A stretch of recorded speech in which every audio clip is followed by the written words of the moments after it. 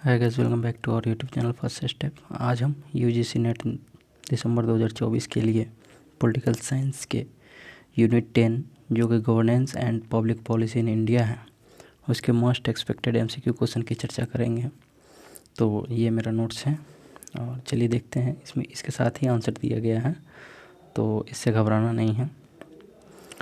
पहला क्वेश्चन है आज का कि कौन सा उत्तम शासन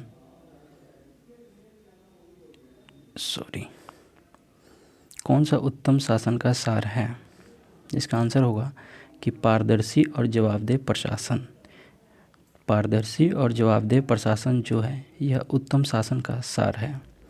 अगला क्वेश्चन है कि लोक निगम प्रकार का प्रशासन क्या हासिल करने की चेष्टा करता है।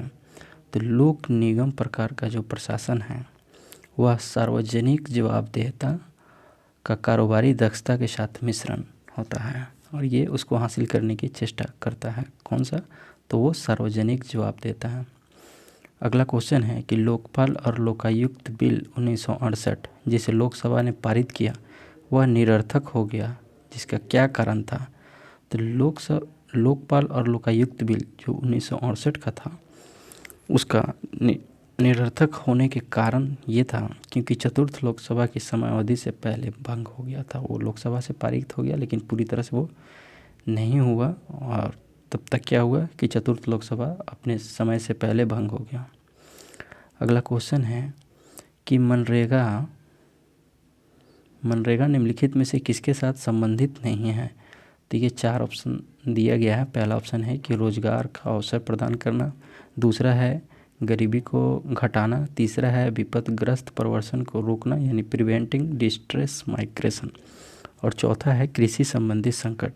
तो यहाँ पे राइट आंसर हो जाएगा क्या कि इसका कृषि संबंधी संकट इसका आंसर हो जाएगा, क्योंकि ऊपर के 3 जो ऑप्शन हैं रोजगार का अवसर प्रदान करना मनरेगा का उद्देश्य है, गरीबी को घटाना भी इसका उद्देश्य है और विपदग्रस्त प्रवर्सन को रोकना भी मनरेगा से ही संबंधित है, लेकिन कृषि संबंधी संकट इससे संबंधित नहीं है।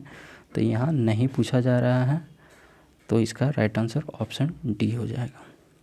अगले क्वेश्चन की तरफ बढ़ेंगे हम लोग। अगला क्वेश्चन है कि मैच लिस्ट 1 को लिस्ट 2 से मिलान करना है और इस तरह भी बहुत सारे क्वेश्चन आते हैं। यहाँ पे डायरेक्ट उसका आंसर दिया गया है लेकिन वो एग्ज़ाम में इधर उधर करके रहेगा। जैसे इधर देखेंगे कि ए नंबर में है ई गवर्नेंस। ई गवर्नेंस जो है किससे संबंधित है? NEGP से संबंधित है। और पंचायती राज जो है यह 73वां संविधान संशोधन से संबंधित है। सी ऑप्शन है शिकायतों का निवारण जो कि ओम्बुड्समैन यानी लोकपाल से संबंधित है।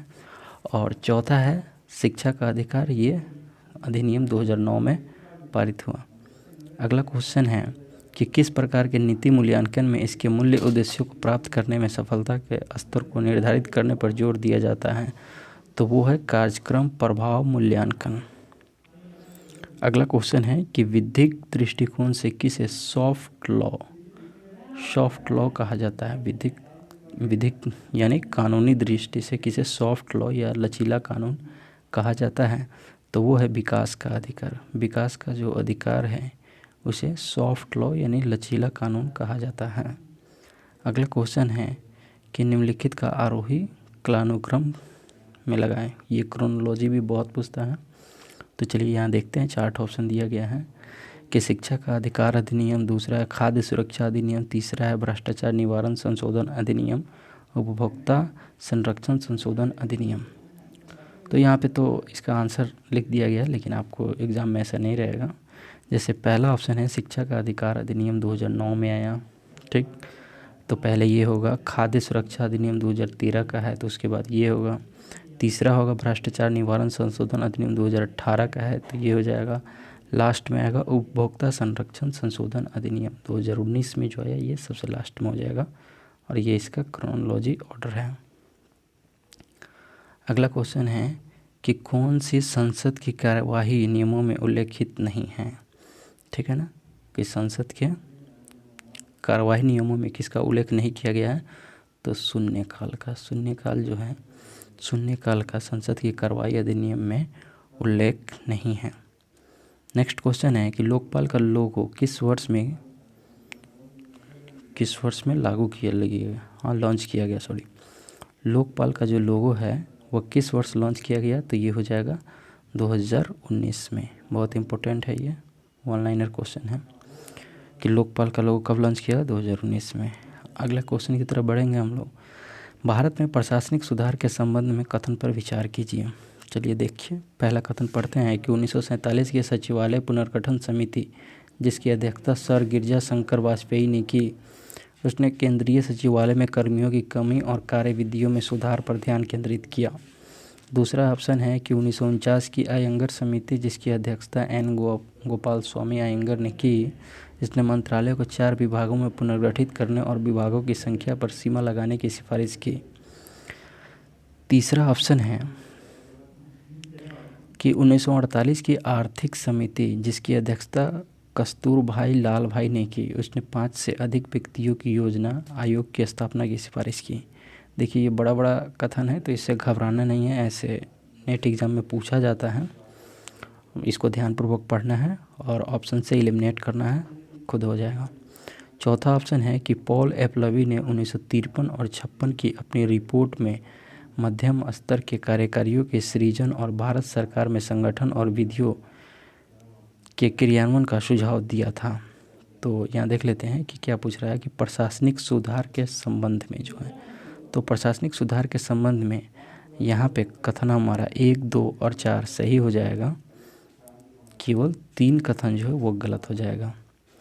यानी कि 1947 की सचिवालय पुनर्गठन समिति जिसकी अध्यक्षता सर गिरजा शंकर वाजपेयी ने की, उसने केंद्रीय सचिवालय में कर्मियों की कमी और कार्यविधियों में सुधार पर ध्यान केंद्रित किया, ये सही है। दूसरा कथन है कि 1949 की अयंगर समिति जिसकी अध्यक्षता एन गोपाल स्वामी अयंगर ने की थी, इसने मंत्रालय को 4 विभागों में पुनर्गठित करने और विभाग की संख्या पर सीमा लगाने की सिफारिश की, ये भी कथन सही है। तीसरा कथन जो 1948 की आर्थिक समिति जिसकी अध्यक्षता कस्तूरभाई लाल भाई ने की, इसने 5 से अधिक व्यक्तियों की योजना आयोग की स्थापना की सिफारिश की, ये गलत हो जाएगा कथन तीसरा। बाकी चौथा जो है पॉल एपलवी ने 1953 और 56 की अपनी रिपोर्ट में मध्यम स्तर के कार्यकारियों के सृजन और भारत सरकार में संगठन का और विधियों के कार्यान्वयन का सुझाव दिया पॉल एपलवी ने, ये सही है। अगले क्वेश्चन की तरफ हम लोग बढ़ेंगे। तो अगला क्वेश्चन है कि भारत में कार्यपालिका पर न्यायिक नियंत्रण के संबंध में कथन पर विचार करें। क्या है कि भारत में कार्यपालिका पर न्यायिक नियंत्रण के संबंध में देखना है। तो देखिए पहला ऑप्शन है कि संविधान के अनुच्छेद 13, 32 और 226 न्यायिक समीक्षा के लिए प्रावधान करते हैं, जिससे सर्वोच्च न्यायालय को कार्यपालिका द्वारा किए गए किसी भी सौंपे गए विधान को रद्द करने का अधिकार प्राप्त होता है। तो ये बहुत इंपॉर्टेंट यहाँ पे अनुच्छेद है, अनुच्छेद 226, 32 और 13, ये तीनों न्यायिक समीक्षा से संबंधित है, यानी जुडिशियल रिव्यू बोलते हैं इसको, और कहीं कहीं इसी को न्यायिक पुनरावलोकन भी लिख देता है। तो पहला कथन में ये है। दूसरा कथन है कि भारत के राष्ट्रपति और राज्यपाल अपने आधिकारिक कार्यों के लिए कानूनी उत्तरदायित्व से मुक्त होते हैं। तीसरा है 1850 के न्यायिक अधिकारी संरक्षण अधिनियम के तहत भारत में न्यायिक अधिकारियों को उनके आधिकारिक कार्यों के लिए मुकदमा किया जा सकता है। सोचिए। चौथा ऑप्शन है कि संविधान का अनुच्छेद 300 राज्य को अनुबंधों में मुकदमेबाजी का अधिकार देता है। कौन सा अनुच्छेद? अनुच्छेद 300। तो ये किससे संबंधित हमको देखना है कि कार्यपालिका पर न्यायिक नियंत्रण के संबंध में देखना है। तो यहाँ पे जो है ऑप्शन नंबर 3 जो है ये क्या कह रहा है, देखिए इसको कि 1850 के न्यायिक अधिकारी संरक्षण अधिनियम के तहत भारत में न्यायिक अधिकारियों को उनके आधिकारिक कार्यों के लिए मुकदमा किया जा सकता है। तो नहीं, देखिए जो न्यायिक अधिकारी जो होते हैं ना, उनके भारत में न्यायिक अधिकारियों को उनके आधिकारिक कार्य यानी जो न्यायिक कार्य वो करेंगे उसके लिए आप उस पर मुकदमा नहीं कर सकते हैं, ठीक है ना। तो ये ऑप्शन तो पहले ही गलत हो जाएगा। तो इस हिसाब से हमारा जो बचेगा बाकी का 3 ऑप्शन वो सही है। एक बार और मैं पढ़ देता हूँ। ऑप्शन ए है संविधान के अनुच्छेद 13, 32 और 226 न्यायिक समीक्षा के लिए प्रावधान करता है, जिससे सर्वोच्च न्यायालय को कार्यपालिका द्वारा किए गए किसी भी सौंपे गए विधान को रद्द करने का अधिकार प्राप्त होता है। बिल्कुल सही है। दूसरा है कि भारत के राष्ट्रपति और राज्यपाल अपने आधिकारिक कार्यों के लिए कानूनी उत्तरदायित्व से मुक्त होते हैं, क्योंकि वो सलाहकारी होता है, बाध्यकारी नहीं होता है। अगला है कि संविधान का अनुच्छेद 300 राज्य को अनुबंधों में मुकदमेबाजी का अधिकार देता है। बिल्कुल सही है, अनुच्छेद 300। आपको कमेंट करके बताना है कि अनुच्छेद 300A क्या प्रावधान करता है। अगला क्वेश्चन है कि भारतीय संसद समितियों के संबंध में निम्न कथनों पर विचार कीजिए। पहला कथन है कि लोक लेखा समिति पब्लिक अकाउंट कमेटी की स्थापना 1921 में की गई थी और इसमें 22 सदस्य होते हैं, जिनमें 15 लोकसभा से और 7 राज्यसभा से होते हैं। सोचिए, यहाँ पे यही पकड़ना है कि 15 लोकसभा से होता है कि नहीं होता, 7 राज्यसभा से होता है कि नहीं। दूसरा है कि अनुमान समिति एस्टीमेट कमेटी खर्च के अनुमान की समीक्षा करती है और इसमें केवल लोकसभा के सदस्य होते हैं। तीसरा है कि सार्वजनिक उपक्रमों पर समिति यानी कमेटी ऑन पब्लिक अंडरटेकिंग में 22 सदस्य सभी लोकसभा से होते हैं। चौथा है कि सरकारी आश्वासन पर समिति यानी कमेटी ऑन गवर्नमेंट एश्योरेंस में 5 लोकसभा से सदस्य और 10 राज्यसभा से होते हैं। तो इसमें जो है ये दोनों कथन गलत हैं, ऑप्शन 3 गलत है और ये जो ऑप्शन 4 है सरकारी आश्वासन पर समिति से 5 लोकसभा दे रहा है, 10 राज्यसभा दे रहा है, ये भी गलत है। बाकी के ऊपर जो 2 कथन हैं कि लोक लेखा समिति की स्थापना 1921 में की गई, सही है। इसमें 22 सदस्य होते हैं, ये भी सही है। और इसमें ध्यान देना है कि 15 लोकसभा से और 7 राज्यसभा से, तो ये सही है लोक लेखा समिति में। दूसरा है एस्टीमेट कमेटी अनुमान समिति जो खर्च के अनुमान की समीक्षा करती है और इसमें जो केवल लोकसभा के सदस्य होते हैं, ये भी सही है। इस हिसाब से ऑप्शन 1 और 2 सही है, बाकी गलत है। देख लीजिए, यहाँ पे लिखा गया है आपको याद करने के लिए कि सार्वजनिक उपक्रम में जो है 22 सदस्य होते हैं और 15 लोकसभा से, 7 राज्यसभा से। सरकारी आश्वासन में 25 सदस्य होते हैं, 15 लोकसभा से और 10 राज्यसभा से। अगले क्वेश्चन की तरफ बढ़ेंगे। अगला क्वेश्चन है कि भारत में सामाजिक और पर्यावरणीय आंदोलन के संबंध में निम्नलिखित कथनों पर विचार करें। पहला है कि चिपको आंदोलन की शुरुआत 1973 में सुंदरलाल बहुगुणा ने उत्तराखंड के गढ़वाल में की थी। सोचिए। दूसरा है कि मेघा पाटकर और बाबा आमटे को नर्मदा बचाओ आंदोलन में उनके योगदान के लिए 1991 में राइट लाइवलीहुड अवार्ड से सम्मानित किया गया। किसको? मेघा पाटकर और बाबा आमटे को। तीसरा है कि मजदूर किसान शक्ति संगठन MKSS ने राजस्थान में सूचना के अधिकार आंदोलन की अगुवाई की। चौथा है सुप्रीम कोर्ट ने IPC की धारा 377 को असक्त और शून्य घोषित किया। असक्त मतलब नल, असक्त मतलब नल होता है, असक्त और शून्य यानी null and void, NULL null and void, VOID घोषित किया, जिसमें नाज फाउंडेशन और ओंदेड़े जैसे संगठनों का महत्वपूर्ण योगदान था। पांचवा कथन है कि बाल तस्करी के खिलाफ काम करने के लिए कैलाश सत्यार्थी द्वारा स्थापित बचपन बचाओ आंदोलन को 2014 में नोबेल शांति पुरस्कार दिया गया। तो ये तो सबको पता है कि बचपन बचाओ आंदोलन कैलाश सत्यार्थी ने शुरू किया था बाल तस्करी के खिलाफ, और यहाँ ध्यान देना है कि इनको 2014 में नोबेल पुरस्कार दिया गया था। तो इस हिसाब से तो ये कथन सही हो जाएंगे और बाकी ऊपर के जो 4 कथन है वो भी सही है। एक बार उसको पढ़ देता हूँ कि चिपको आंदोलन की शुरुआत 1973 में हुआ, इसको ध्यान देना है। और किसने किया? सुंदरलाल बहुगुणा ने उत्तराखंड के कहाँ? गढ़वाल में।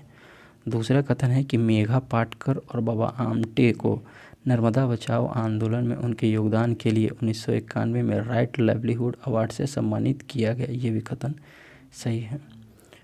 तीसरा कथन है कि मजदूर किसान शक्ति संगठन MKSS ने राजस्थान में सूचना के अधिकार आंदोलन की अगुवाई की।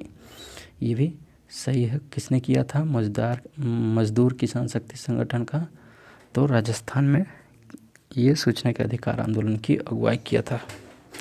अगला है कि सुप्रीम कोर्ट ने IPC की धारा 377 को असक्त और शून्य घोषित किया है, जिसमें नाज फाउंडेशन और ओंदेड़े जैसे संगठनों का महत्वपूर्ण योगदान था। पांचवा तो बता ही दिए हैं कि सही है। तो अब बढ़ते हैं अगले क्वेश्चन की तरफ। अगला क्वेश्चन है कि सूचना के अधिकार आरटीआई अधिनियम 2005 के बारे में निम्नलिखित कथनों पर विचार कीजिए। चलिए देखते हैं कि पहला कथन है कि आरटीआई अधिनियम 15 जून 2005 को भारत की संसद द्वारा पारित किया गया था। दूसरा कथन है कि आरटीआई अधिनियम 12 अक्टूबर 2005 को पूरी तरह से लागू हुआ। ठीक है ना। तो ये दोनों कथन क्या है, सही है या गलत है, इसको देखना है। तीसरा है इसने पूर्ववर्ती सूचना के अधिकार अधिनियम 2002 को प्रतिस्थापित किया था। पहले से जो पूर्ववर्ती सूचना के अधिकार अधिनियम 2002 था उसको प्रतिस्थापित किया 2005 वाला। आरटीआई अधिनियम को दूसरी प्रशासनिक सुधार आयोग द्वारा पेश किया गया था जिसने कुल 15 रिपोर्टें प्रस्तुत की थी। तो किसका कह रहा है कि दूसरा प्रशासनिक सुधार आयोग, तो यहाँ पे ये भी सही है। और ये 2002 के जो पूर्ववर्ती सूचना के अधिकार थे उसको प्रतिस्थापित किया और यह लागू हुआ था 12 अक्टूबर 2005 को, ये भी सही है। और यहाँ पे जो डेट है 15 जून का, इसको भी याद रखना है कि संसद द्वारा आरटीआई अधिनियम 15 जून 2005 को पारित किया गया था। लागू कब हुआ? 12 अक्टूबर 2005 को लागू हुआ था। फिर इसमें एक और कथन दे रहा है कि आरटीआई अधिनियम के तहत किसी व्यक्ति की जीवन या स्वतंत्रता से संबंधित जानकारी 48 घंटों के भीतर प्रदान की जानी चाहिए। तो ये बिल्कुल सही है। ये एक स्पेशल है इसमें कि अगर आरटीआई के तहत कोई सूचना मांगी जा रही है और वो सूचना किसी व्यक्ति की जीवन या स्वतंत्रता से संबंधित है तो वो जानकारी 48 घंटे के अंदर दी जानी चाहिए। तो यहाँ पे सभी कथन सही हो जाएंगे। अगला क्वेश्चन है कि नागरिक चार्टर के बारे में निम्नलिखित कथनों से कौन से कथन सही है। चलिए देखते हैं कि नागरिक चार्टर एक स्वैच्छिक दस्तावेज है जो सेवा प्रदाता की नागरिकों ग्राहकों की ज़रूरतों को पूरा करने की प्रतिबद्धता को स्पष्ट करता है। तो ये बिल्कुल सही है।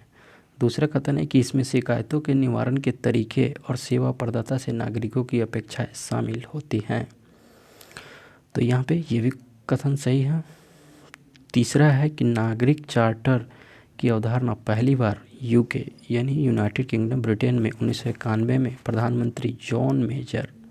ब्रिटेन के प्रधानमंत्री जॉन मेजर के तहत शुरू की गई थी और इसे 1998 में सर्विसेज फर्स्ट के नाम से पुनः नामित किया गया था। तो यहाँ पे ये भी सही है। नागरिक चार्टर की अवधारणा जो है पहली बार ब्रिटेन में आया 1991 में और वो उस समय वहाँ के प्रधानमंत्री जॉन मेजर थे, उसने शुरू किया और 1998 में सर्विसेज फर्स्ट के नाम से पुनः इसे नामित किया गया था। चौथा है कि भारत में नागरिक चार्टर की अवधारणा 1997 में अपनाई गई थी लेकिन यह कानूनी रूप से लागू है।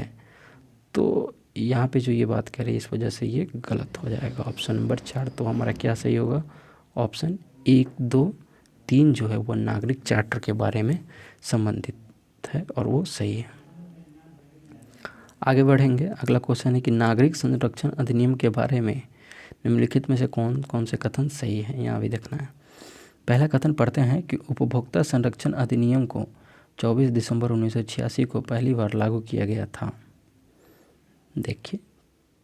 दूसरा है यह अधिनियम सभी सार्वजनिक, निजी या सहकारी क्षेत्रों के सामान और सेवाओं को कवर करता है सिवाय उन वस्तुओं और सेवाओं के जो केंद्रीय सरकार द्वारा छूट प्राप्त है। तीसरा है कि उपभोक्ता संरक्षण अधिनियम 1986 में संशोधन 9 अगस्त 2019 को किया गया था जिसने उपभोक्ता संरक्षण अधिनियम 2019 को पेश किया। अभी इससे संबंधित एक मैच द फॉलोइंग में क्वेश्चन था।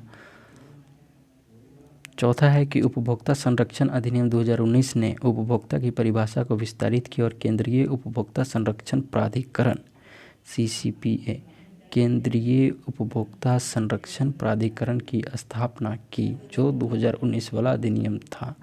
तो ये तो सबको मालूम है कि 19 ने उपभोक्ता की परिभाषा को विस्तारित किया। कन्फ्यूजन यहाँ पे होता है कि केंद्रीय उपभोक्ता संरक्षण प्राधिकरण की स्थापना हुआ या नहीं। तो इसको याद रखिएगा कि स्थापना हुआ था। इस हिसाब से कथन 4 सही है।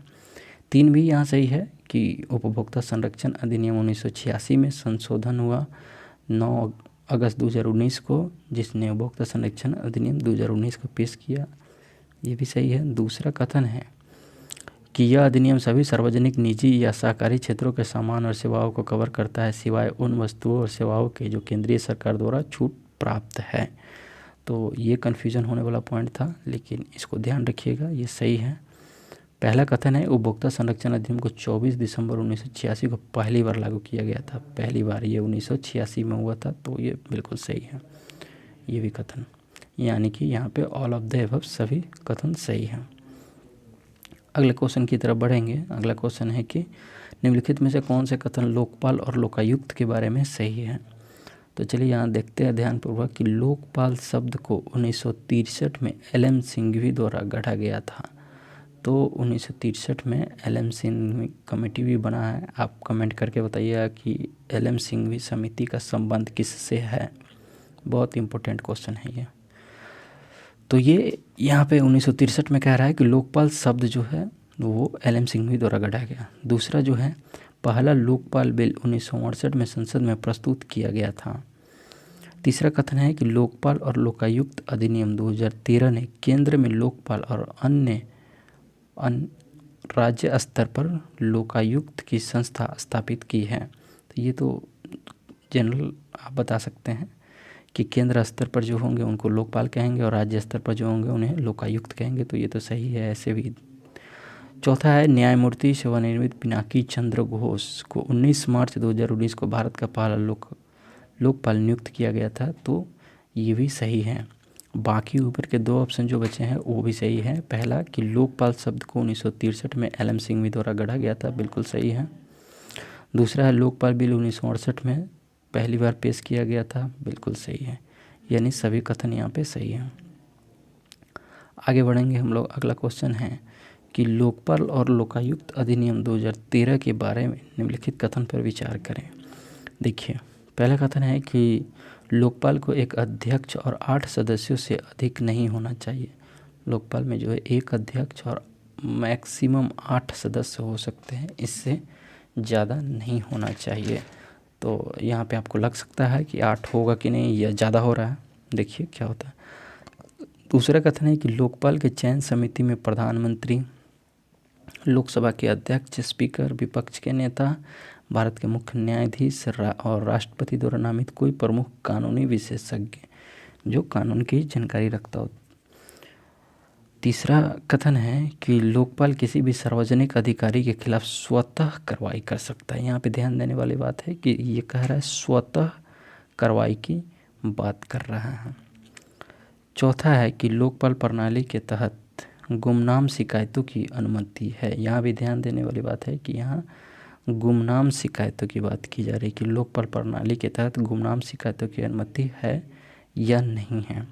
तो अगर आप यहाँ पकड़ना चाहेंगे तो दो स्टेटमेंट जो लास्ट के हैं इसमें स्वतः कार्रवाई और गुमनाम शिकायत ये लोकपाल प्रणाली में नहीं है, तो इस हिसाब से कथन गलत हो जाएंगे ये दोनों कथन। बाकी के दो जो कथन बच रहे हैं कि लोकपाल के एक अध्यक्ष होंगे और मैक्सिमम 8 सदस्य हो सकते हैं, तो ये सही है। दूसरा है कि लोकपाल के चयन समिति में प्रधानमंत्री, लोकसभा के अध्यक्ष, विपक्ष के नेता, भारत के मुख्य न्यायाधीश और राष्ट्रपति द्वारा एक कानूनी विशेषज्ञ होंगे, तो ये बिल्कुल सही है। इस हिसाब से यहाँ पे दो कथन ए और बी सही है, बाकी के गलत हैं। आगे बढ़ेंगे हम लोग। अगला क्वेश्चन है मनरेगा से संबंधित, बहुत इम्पोर्टेंट है ये। मनरेगा जो अधिनियम 2005 के बारे में है, इससे संबंधित कथन के देखना है। पहला है कि मनरेगा अधिनियम, ये इंग्लिश में MGNRE लिखाता है तो, और हिंदी में इसको मनरेगा पढ़ते हैं। यह 7 सितंबर 2005 को अधिनियमित किया गया था। दूसरा है कि यह 2 फरवरी 2006 को 200 पिछड़े ग्रामीण जिलों में लागू हुआ था। तीसरा कथन है कि यह अधिनियम नरेगा के नाम से पहले जाना जाता था। यह अधिनियम नरेगा के नाम से जाना जाता था, तो बिल्कुल सही है ये। अगला है कि भारत की संसद ने मनरेगा अधिनियम को 23 अगस्त 2005 को पारित किया था। तो देखिए यहाँ पे जो सभी कथन है वो सही है। एक बार फिर से पढ़ देता हूँ कि मनरेगा अधिनियम 7 सितंबर 2005 को अधिनियमित किया गया था। ध्यान दीजिएगा, इसमें अधिनियमित कह रहा है, लास्ट वाले कथन है पारित कह रहा है। तो अधिनियमित कब किया गया था? तो 7 सितंबर 2005 को किया गया था, बिल्कुल सही है। 2 फरवरी 2006 को 200 पिछड़े ग्रामीण जिलों में लागू हुआ, ये भी सही है। और तीसरा है कि पहले यह अधिनियम नरेगा के नाम से जाना जाता था, ये भी सही है। बाद में इसमें महात्मा गांधी का नाम जोड़ा गया और MG लगा दिया गया, ठीक है ना। और इसको पढ़ा जाता है मनरेगा, जहाँ पे जी साइलेंट होता है। अगला कथन है कि भारत की संसद ने मनरेगा अधिनियम को 23 अगस्त 2005 को पारित किया, तो ये बिल्कुल सही है। यहाँ अधिनियमित कब करता है? तो अधिनियमित होता है 7 सितंबर 2005 को, पारित हुआ 23 अगस्त। तो किसी भी बिल को पहले पारित किया जाता है, उसके बाद वो अधिनियम कानून बनता है। इस हिसाब से चारों सही हो जाएंगे। और आज का वीडियो यहीं पे समाप्त होता है। कैसा लगा आप लोग कमेंट करके ज़रूर बताएं। और जो भी पॉलिटिकल साइंस के स्टूडेंट हैं वो चैनल को लाइक, सब्सक्राइब, शेयर करना ना भूलें। Thank you.